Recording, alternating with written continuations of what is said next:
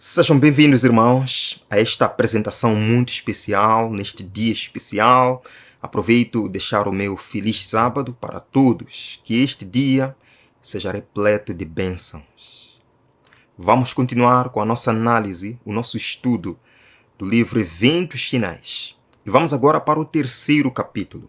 E eu gosto do livro Eventos Finais porque ele aborda assuntos não só para as pessoas do mundo, mas também para o povo de Deus.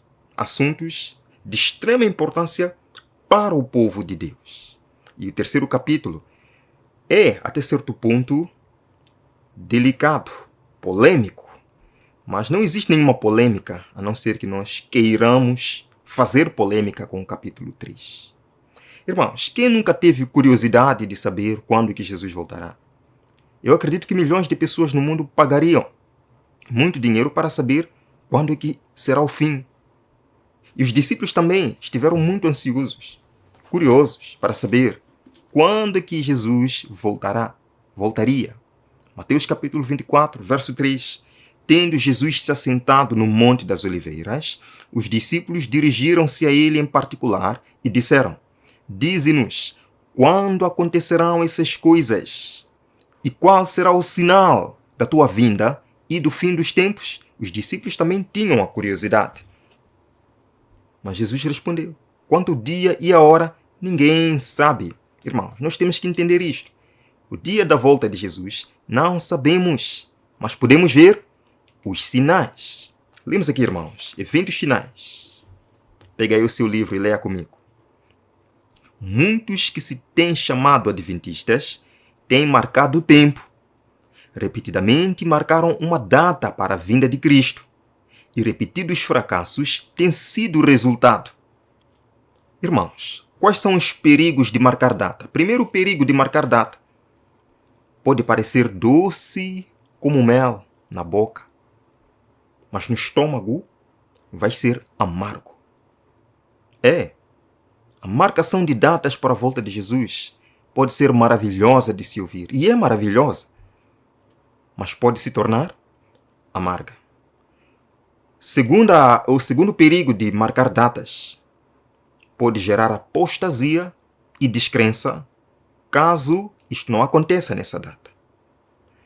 Terceiro perigo de marcar datas: os ímpios podem zombar da fé, caso não aconteça nessa data prevista.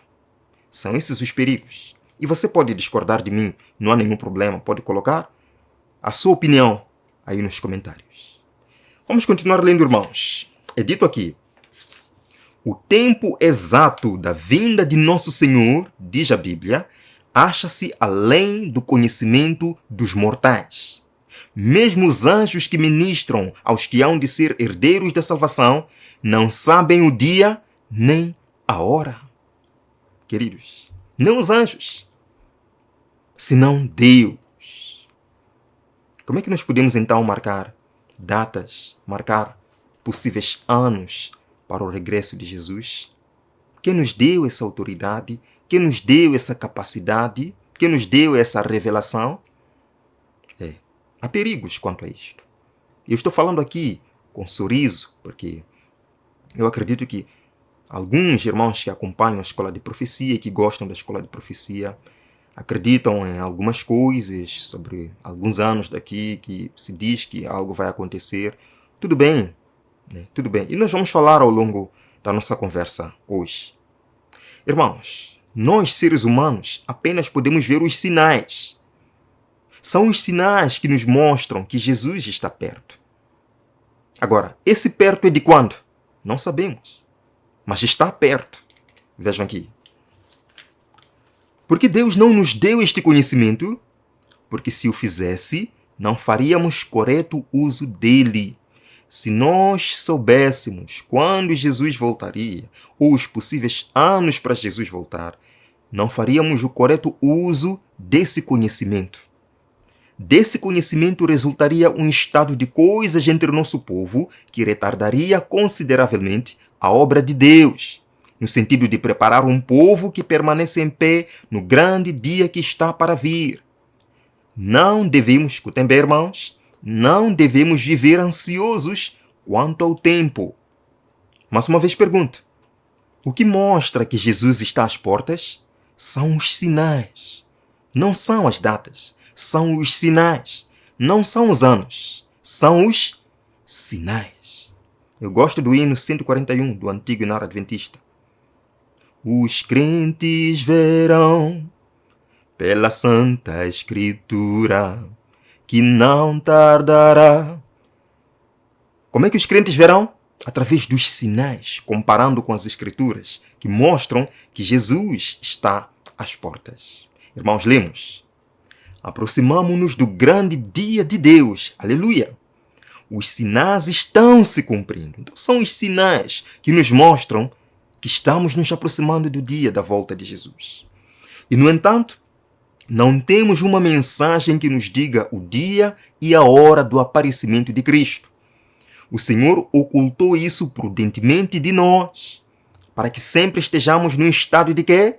De expectativa e de preparação para o segundo aparecimento de nosso Senhor Jesus Cristo nas nuvens do céu. No texto anterior, Ellen White nos disse que não devemos viver ansiosos quanto ao tempo. E no texto de agora, ela diz: devemos viver na expectativa do regresso de Cristo. Qual é a diferença, então, entre expectativa do regresso de Cristo e ansiedade quanto ao tempo? Vamos lá ao dicionário para compreendermos bem. Expectativa. O que é expectativa? 1. Condição de quem espera para que algo aconteça. Isso é expectativa. 2. Estado de quem espera algum acontecimento. É assim que nós devemos viver, esperando, na certeza de que isto vai acontecer. Quando? Não sabemos. Temos expectativa. Agora, a ansiedade. O que é a ansiedade? 1. Desconforto físico e psíquico. Agonia, aflição, angústia. Não devemos nos angustiar, ficarmos aflitos quanto ao tempo. 2. Desejo intenso e impetuoso, impaciência, sofreguidão e avidez. Longe disto. Longe disto. 3. Ausência de tranquilidade, medo, receio. Não é para ter medo, ausência de tranquilidade quanto ao tempo. Não. 4. Condição emocional de sofrimento, definida pela expectativa de que algo inesperado e perigoso aconteça, diante da qual o indivíduo se acha indefeso. Eu pergunto, a volta de Cristo é algo perigoso para o crente? Não. O crente se acha indefeso diante do regresso de Cristo? Não. Portanto, longe de nós a ansiedade quanto ao tempo, quanto ao futuro. O que nós devemos ter? Expectativa pelo regresso de Jesus. Viram a diferença? Então, devemos aguardar com expectativa e não ansiosos quanto ao tempo. Irmãos, eu pergunto para vocês: Cristo pode voltar em 10 anos? Sim. Ele pode voltar. Cristo pode voltar em 1 ano. Cristo pode voltar em 2, em 3 anos. Cristo pode voltar em 50 anos. Eu não sei. Ele é quem sabe. Nós devemos entender que convicção pessoal, ou convicção de alguém quanto à brevidade da volta de Jesus nunca pode ser comparado com doutrina, ou nunca pode ser levado à doutrina. Por exemplo, você pode acreditar, estar convicto de que Jesus voltará daqui a 10 anos ou a 3 anos. É a sua convicção. Eu não critico por isto. Mas você não pode levar a sua convicção e transformar em doutrina. Eu não posso levar a minha convicção e transformar em doutrina. Veja, irmãos, Deus não dá a nenhum homem uma mensagem de que decorrerão 5, 10 ou 20 anos antes que termine a história deste mundo. Não. Deus não dá essa mensagem. Ele não quer dar um pretexto para os seres viventes adiarem a preparação para o seu aparecimento. Ok. Eu acredito, por exemplo, é um exemplo que eu quero dar. Eu acredito que Jesus virá daqui a 30 anos. Estou convicto, pois eu fiz uns cálculos aí na profecia. Estou convicto de que Jesus virá daqui a 30 anos. É minha convicção. Eu não posso levar isso como doutrina para a igreja. É minha convicção. Porque se eu levo como doutrina, eu estou dizendo às pessoas, daqui a 30 anos Jesus vai voltar. E para aquele que gosta do pecado, o que vai fazer? Não vai se preparar. Então já. Por quê? Porque daqui a 30 anos Jesus voltará. Percebe, irmãos? Vamos continuar. Não quer que alguém diga a mesma coisa que o servo infiel.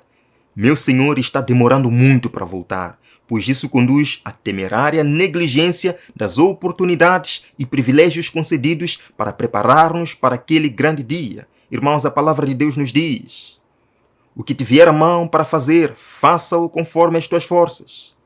Faça-o hoje, porque no além, na sepultura, ou caso Jesus volte, não teremos mais oportunidade. Aproveite hoje. Eu sei que existem amigos aqui, estou voltando a dizer, sei que existem amigos aqui que creem com a sua sinceridade, a sua convicção, que Jesus voltará em 2027. Não estou criticando. Outros creem que Jesus voltará em 2031 e outras datas. Eu entendo isto, eu compreendo isto, compreendo a sua convicção. Mas uma pergunta que eu faço: se isto não acontecer, se Jesus não voltar em 2027, a sua fé será abalada? Se Jesus não voltar em 2031, a sua fé será abalada? Nós não podemos marcar datas para o regresso de Jesus. Irmãos, lemos aqui. Nossa posição tem sido a de esperar e vigiar, sem proclamações de algum tempo para interpor-se entre o fim dos períodos proféticos em 1844 e o tempo da vinda de nosso Senhor. Qual é a nossa função? Esperar, vigiar e orar. Qual é a razão da aparente demora de Jesus? E Jesus não demora, não, porque ele virá na plenitude dos tempos. Mas qual é a razão da aparente demora? Lemos, irmãos. A longa noite de trevas é probante, mas a misericórdia é adiada amanhã, porque se o Mestre viesse, quantos se achariam desapercebidos? A nossa permanência neste mundo caído por todo esse tempo tem as mesmas razões que a do povo de Israel no deserto por 40 anos. Deus os mostrou Canaã. É ali. Vão tomar Canaã. O povo rebelde disse: não, nós não iremos. Moisés nos trouxe aqui para morrermos. Deus disse: tudo bem. Por vossa incredulidade, voltem para o deserto. 40 anos vaguearam pelo deserto. Pela incredulidade, falta de fé. Vejam aqui, irmãos. Os mesmos pecados têm retardado a entrada do Israel moderno na Canaã celestial. Em nenhum dos casos houve falta da parte das promessas de Deus. É a incredulidade, a mundanidade, a falta de consagração e a contenda entre o professo povo de Deus que tem nos detido neste mundo de pecado e dor por tantos anos. Então, antes de criticar Jesus, por que ele está demorando? Por que ele não está vendo o sofrimento? Por que ele permite isto? Volte-se para si mesmo e pergunte: o que você está fazendo para Jesus não voltar agora? Olhe para si mesmo. Lemos, amigos, Cristo aguarda com fremente desejo a manifestação de si mesmo em sua igreja. Quando o caráter e Cristo se reproduzir perfeitamente em seu povo, então virá para reclamá-los como seus. Todo cristão tem um privilégio não só de esperar a vinda de nosso Senhor Jesus Cristo, como também de apressá-la. Amém? Então, estamos aqui agora não somente para aguardar, mas para apressar a vinda de Cristo. E de que forma nós apressamos a segunda vinda de Cristo? Primeiro, um reavivamento, uma conversão genuína da nossa vida. Comunhão com Jesus. Então ele virá para reclamar-nos como seus. Queridos irmãos, se todos os que professam seu nome produzissem fruto para a sua glória, quão depressa não estaria o mundo todo semeado com a semente do Evangelho? Rapidamente amadureceria a última grande seara e Cristo viria recolher o precioso grão. Por que não produzimos fruto? Porque não estamos conectados à videira. Porque sem Jesus, nada podemos fazer. Por que não saímos às ruas para pregar? Por que há falta de motivação para pregar o Evangelho? Porque não estamos conectados à videira. Irmãos, aproveitemos este tempo, aproveitemos estas oportunidades para semear a semente do Evangelho no mundo, pois a paciência de Deus está chegando ao limite. E quando atingir o limite, o seu vizinho que não conhece o Evangelho vai se perder. O seu irmão que não sabe do Evangelho vai se perder. Lemos aqui, irmãos. Tempo virá em que, em suas fraudes e insolências, os homens atingirão um ponto em que o Senhor não permitirá que transponham, e aprenderão que há um limite para a longanimidade de Jeová. Sim, há um limite. E não só entre as pessoas de fora, mas entre o povo de Deus. Há um limite para a mornidão do povo de Deus. Não é a descrição que a Bíblia dá de Laodiceia? Morna. Não é quente, não é fria. Deus diz, vomitar-te-ei de minha boca. É o limite da paciência de Deus atingido. Se a igreja continuar assim morna e não buscar um reavivamento, Deus voltará mesmo assim. Deus voltará mesmo assim. O limite da paciência de Deus pela sua igreja será atingido.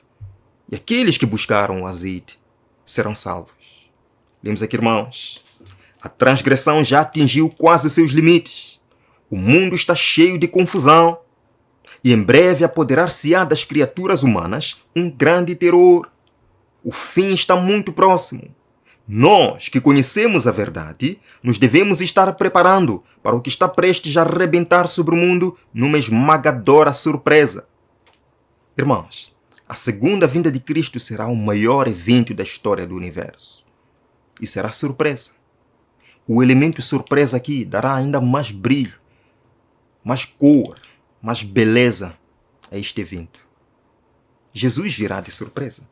Em Mateus capítulo 24, Jesus conta 3 parábolas seguidas. E nessas 3 parábolas nós vemos o elemento surpresa. Parábola dos talentos. Surpresa. Parábola do servo mau. Surpresa. Parábola das 10 virgens. Surpresa. O noivo veio de surpresa. E Jesus também virá de surpresa. Eu quero vos contar uma história para poder finalizar. Eu vi quando criança na igreja. Um certo homem fazendeiro, dono de uma grande propriedade, ele queria se ausentar. E ele deixou o seu mordomo, o mais confiado, para cuidar de sua fazenda. Mas o homem disse uma coisa. Meu amigo mordomo, eu confio muito, você trabalha para mim já há muito tempo. Eu vou a uma viagem. Essa viagem me trará muita glória, muita riqueza. E ao voltar eu quero lhe agradecer por aquilo que você tem feito para mim já esses anos todos. E ele disse, no momento que eu estiver voltando, com aquilo que eu te encontrar na mão, será seu. Uau! O mordomo perguntou, é mesmo, chefe? Se você me encontrar com seu novo carro, será meu? Sim, será seu. Se eu estiver na sua cama, aquela grande cama, será minha? Sim, será tua. Se o Senhor me encontrar naquela nova casa, aquela mansão, será minha? Sim, será tua. Qualquer coisa. Uau! E o homem partiu. Queridos, a história diz que o mordomo não dormia. Ele não dormia. Ele fazia os seus trabalhos pela manhã, controlando para ver se o seu patrão vinha ou não. Em algum momento ele corria, entrava no carro, o carro mais luxuoso dele, ficava ali, espreitando para ver se ele está chegando ou não. Ok, acabava se cansando e saía. Cumpria aí alguns deveres de casa. Corria, sentava no sofá, à espera do patrão. O patrão não vinha. Ia cumprir alguns deveres. Corria, subia, entrava na maior casa do seu patrão. E o patrão não chegava. Passaram-se quase 3 meses ele fazendo isso todos os dias, pegando uma coisa de valor, esperando que seu patrão entrasse e aquilo ficasse com ele. Um dia, ele disse: não, meu patrão tem que voltar. Já passa muito tempo, ele tem que voltar. Ele cumpriu os seus deveres logo pela manhã e foi se enfiar no melhor carro do seu patrão. Ficou lá umas 5 horas. Seu patrão não chega, não chega, não chega. Ele achou bem, pode ser como mais um dia. Pode ser mais um dia. O patrão não chega. A fome já estava roendo. Ele vê da janela do carro uma árvore com uma maçã brilhando. Linda aquela maçã. Com água na boca ele disse: eu preciso de pegar aquela maçã. Mas se eu sair do carro e pegar a maçã, o chefe pode entrar e eu ficarei com a maçã. Eu não posso fazer isso. Não posso me arriscar assim. Ele continuava no carro. Passavam-se 2 horas, 3 horas. O patrão não chega e a fome está roendo. Ele disse: não será agora que o patrão vai chegar. Eu vou descer do carro. Ele desce, sobe naquela árvore. Ele agarra aquela maçã. No momento que agarra aquela maçã, meus irmãos, o seu patrão está entrando. Opa! O patrão diz: amigo, cheguei. Estás segurando a maçã. A maçã é sua. O homem ficou quase que paralisado. Mas a história não termina aí. Ele desce. Pelo menos fiquei com a maçã, tudo bem? E quando ele corta a maçã para poder comer, a maçã estava podre. Estava estragada. Bonita de fora, mas por dentro não era nada. Amigo, Jesus o confiou algo para você fazer neste tempo. Jesus quer lhe dar um galardão. Com que ele o encontrará? Irá você sair um pouquinho da igreja atrás de uma maçã brilhante por fora, mas que por dentro não é nada, é podre? Pode ter a certeza. No momento que você sair um pouquinho de Cristo, no momento que você abandonar um pouquinho Cristo porque ele está a demorar, pode ser nesse momento que ele chegue. Vigiemos e oremos. O dia e hora não sabemos, mas sabemos que ele está próximo. Venha comigo nesta oração. Pai de amor, obrigado por este estudo maravilhoso do livro Eventos Finais. Obrigado porque o Senhor virá de surpresa. E esta surpresa para nós é maravilhosa, porque vivemos cada dia num relacionamento verdadeiro consigo. Abençoe os meus irmãos, conceda-nos um sábado maravilhoso. Em nome de Jesus. Amém. Por favor, meus amigos, compartilhem este vídeo, que mais pessoas entendam isto. Eu verei no próximo vídeo, aqui na Escola de Profecia. Até breve.